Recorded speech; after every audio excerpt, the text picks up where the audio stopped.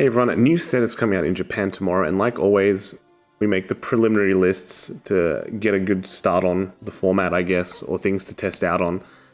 So feel free to copy these, but as always, preliminary lists, so a lot to build on.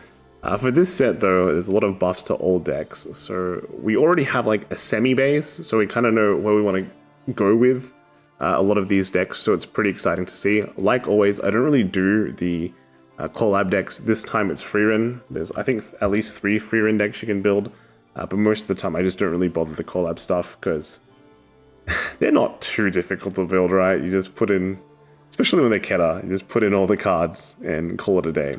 But yeah, pretty cool. So there's only 5 decks, and there's one new Dark States deck. So we're kind of go through them. So first off, we have the Nirvana.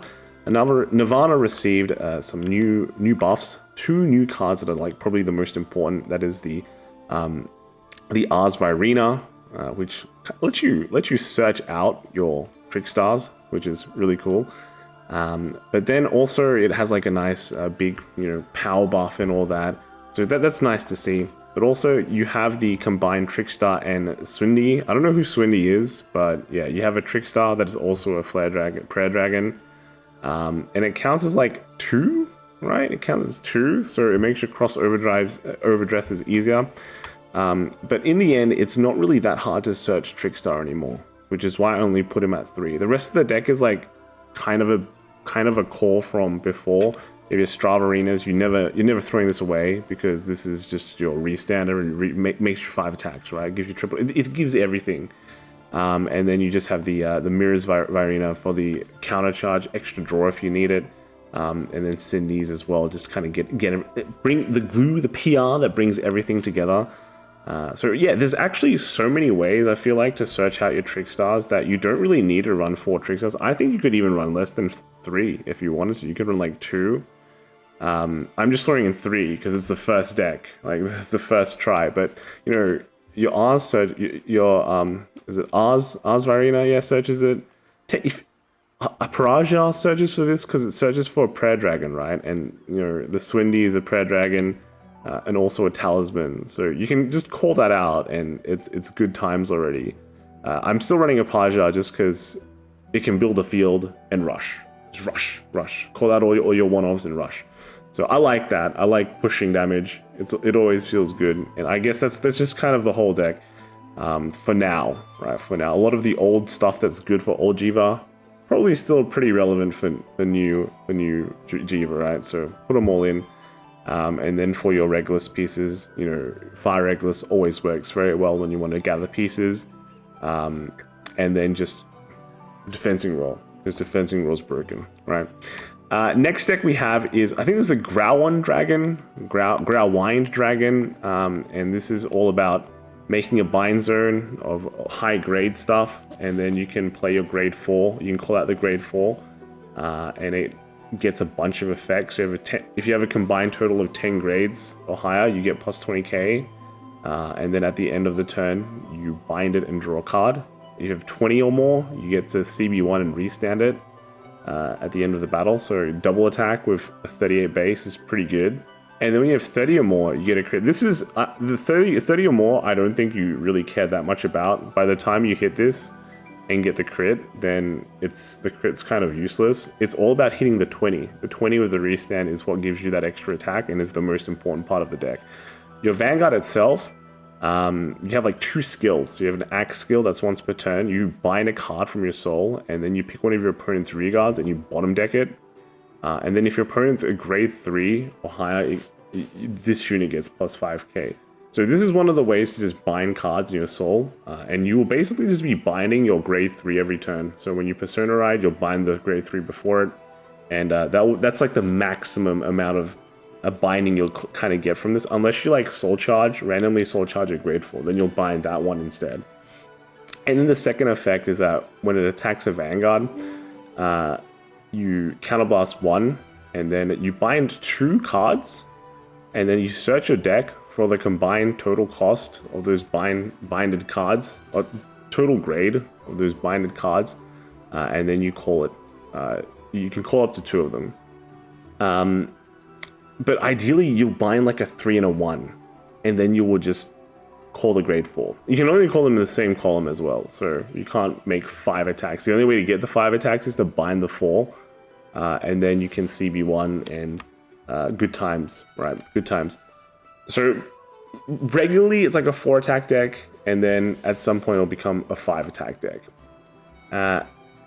Yeah, so in terms of the ways that you can bind, it's just this, and actually the grade 4 itself. So the grade 4, you have like an in-hand Energy Blast 3, bind to draw 2. So you ideally want to like search 2 of them, or have like 2 of these in your hand, and then you can like bind twice. That gives you 8, and then by around like your second grade 3 turn, you'll be able to hit the 20, and then life is good.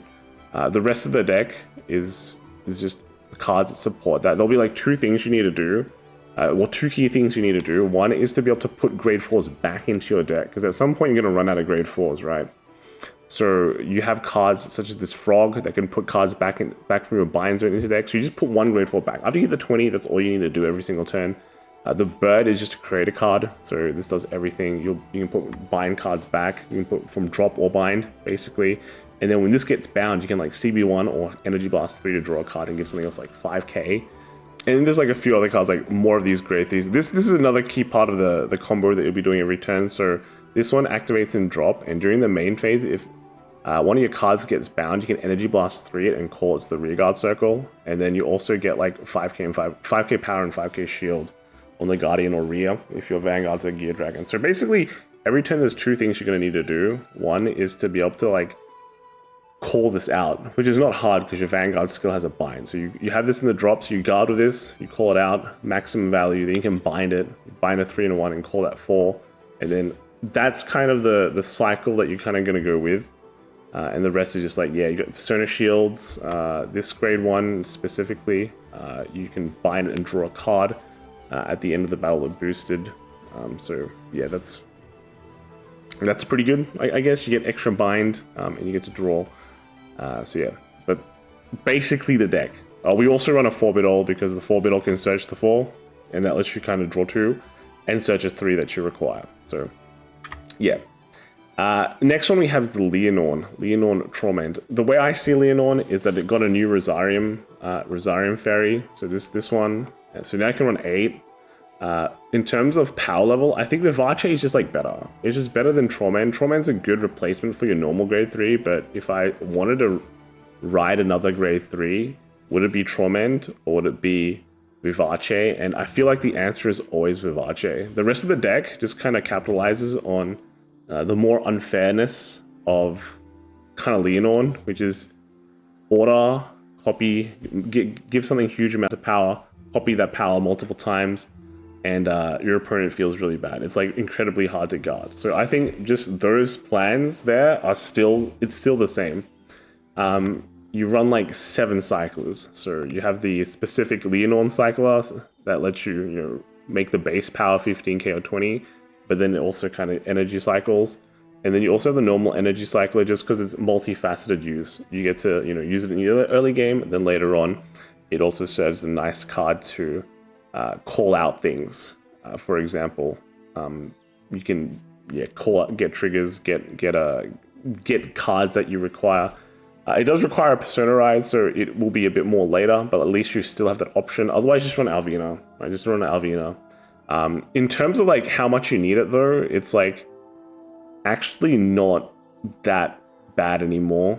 Because back then you only had a Rosarium Fairy, right? So you always needed to kind of get it back. But now that you have like 8 cards of her, it's like a bit better, right? It's like a bit better. And then you also have things like, I run the super generic just because you can just push early. Push more damage early means that you can just kind of finish off later quicker as well. And then I also run some of the order searches because I actually like this card in this deck a lot. So yeah, that's kind of my build. I'm sure you can run a Torment build as well. Just replace this with Torment. It makes your energy cycler a bit better. You can't run masks anymore just because, well, you can, but you can't run the grade 2 of the mask because it does require Unison Dress. So yeah, it's purely just like linked with either just Torment or the Vivace. Next deck is something that I'm really excited for. New Seraph. The most exciting part is that the entire ride line is way better now.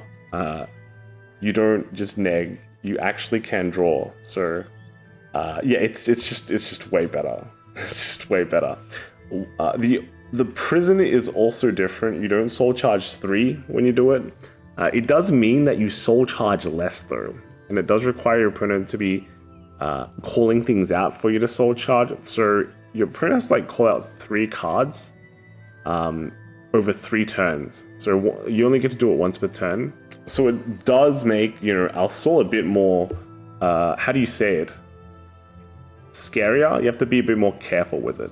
I don't feel like there's anywhere in the world where you want to run the old prison, because this one specifically searches for the new prison.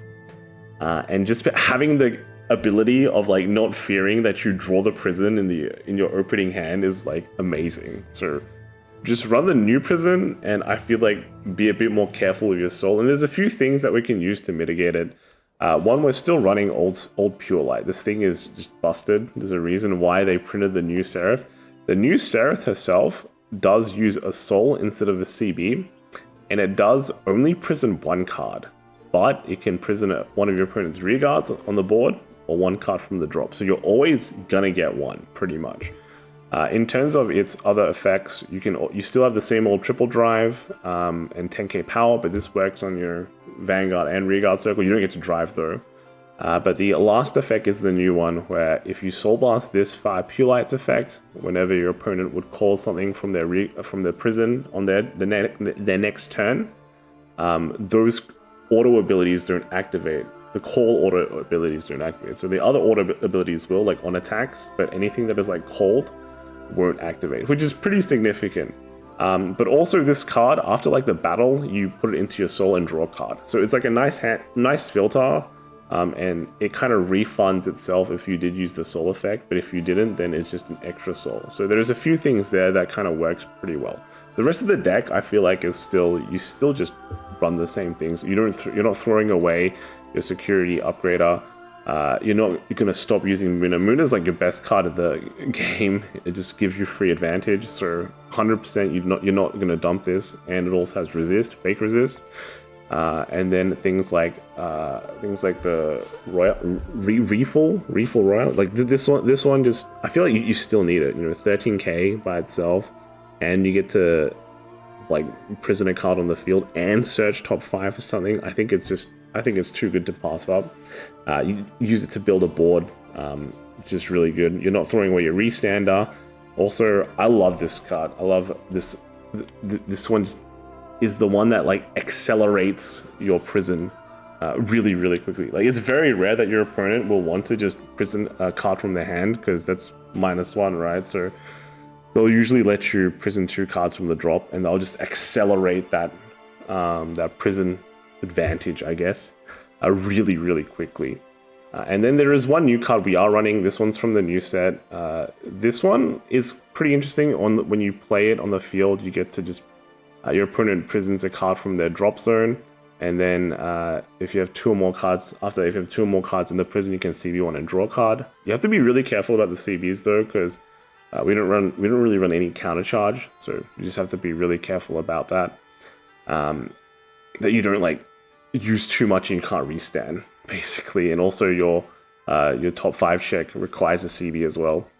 And then also that it has extra, I think this is the main thing that I like about it, is that you get extra shield. So if you have 1 card in the prison or more, you get 5k. You have 3 or more, you get 5k power and 5k shield. So she's like a 15k beta and a 15k shield.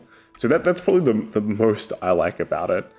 But in terms of like defense, we're still running 2 Melty Hearts, just because -5k times the amount of cards in prison is like insane. There's so many restanders nowadays. This card can just singly handle 2 attacks, right? 2 attacks. It's so good. We're not running. I think it's like, what was it?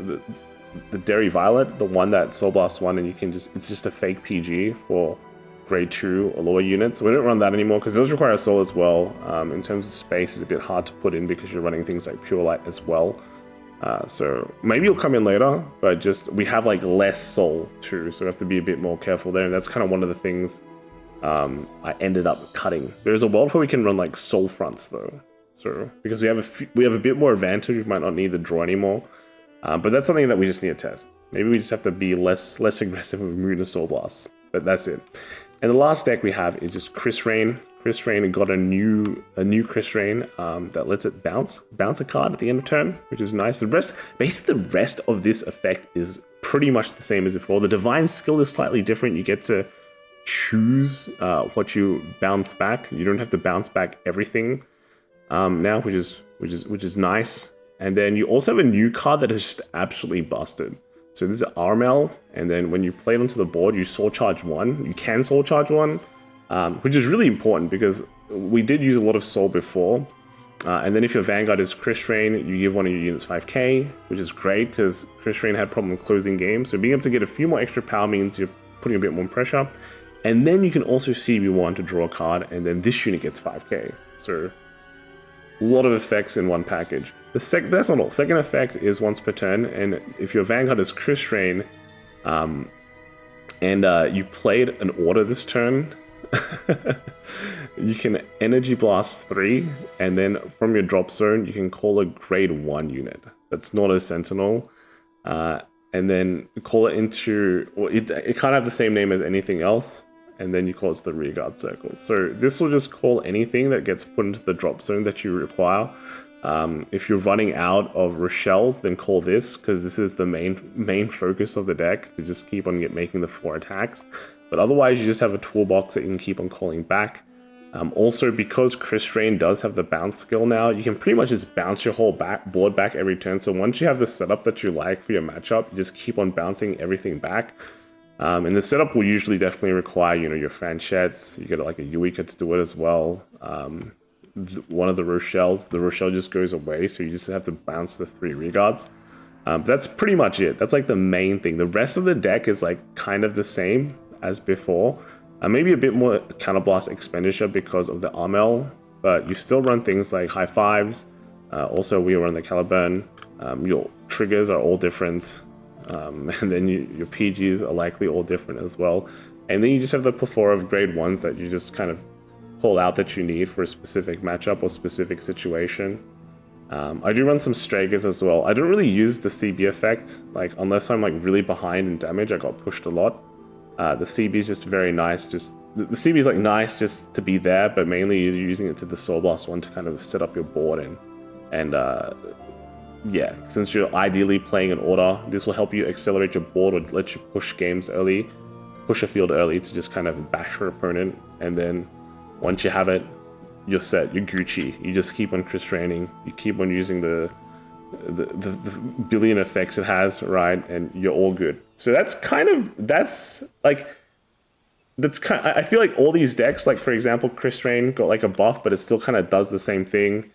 So it's got a buff to what it used to do. Same with Leonorn as well. Seraph, the same thing. So a lot of the things have remained the same. If you like how the deck played, now the deck has been updated to like 2025.